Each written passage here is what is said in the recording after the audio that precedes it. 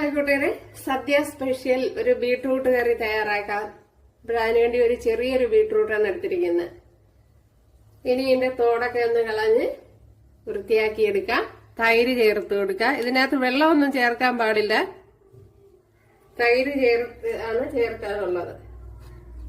ഇതിലേക്ക് ഇനി ഒരു പിടി തേങ്ങ എടുത്തിട്ടുണ്ട്, അതും കൂടെ ചേർത്ത് കൊടുക്കാം.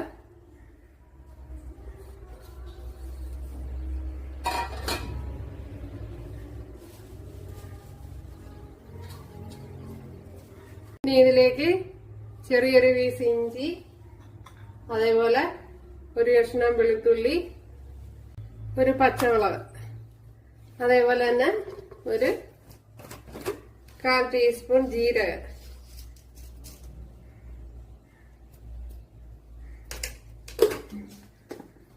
എല്ലാം കൂടെ ഒന്ന് വെള്ളം ഒഴിക്കാതെ ഫൈനായിട്ട് അടിച്ചെടുക്കണം. കുറച്ച് തൈര് കൂടെ ചേർത്തൊന്ന് അടിച്ചെടുക്കുക. അപ്പോൾ വെള്ളം ഒരു കാരണവശാലും ചേർക്കരുത്. കൂട്ടുകാരെ, ഞാൻ ഒരു ശകലവും വെള്ളം ചേർത്ത് കൊടുത്തതല്ല. എന്താ, ഞാനൊരു ചട്ടിയിൽ ഇതാ വെച്ച് കൊടുത്തിട്ടുണ്ട്, കണ്ടല്ലേ.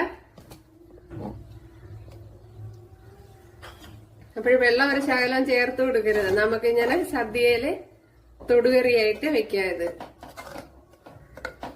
ഇനി ഇതിന്റെ പച്ച ടേസ്റ്റൊക്കെ ഒന്ന് മാറ്റിയെടുക്കണം. അതേപോലെ ആവശ്യത്തിനുള്ള ഉപ്പും ചേർത്ത് കൊടുക്കാം.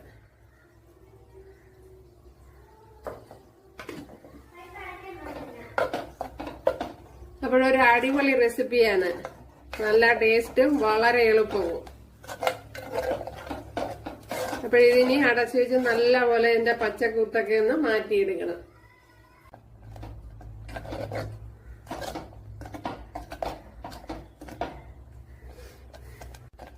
ഇതെല്ലാം നല്ലപോലെ തിളപ്പിച്ചെടുക്കണം കൂട്ടുകാരെ. ഒന്ന്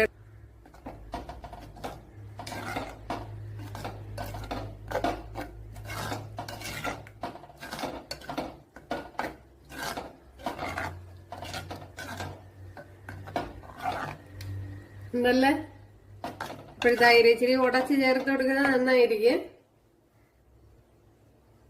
കൂട്ടുകറി അല്ലെങ്കിൽ കല്യാണക്കറി. അപ്പോഴെല്ലാവരും ചെയ്ത് നോക്കുക. ഇഷ്ടമായാൽ സബ്സ്ക്രൈബ് ചെയ്ത് സപ്പോർട്ട് ചെയ്യുക. അടുത്തൊരു വീഡിയോ ആയിട്ട് കാണാമെന്ന് പറഞ്ഞുകൊണ്ട് എല്ലാവർക്കും താങ്ക്സ്.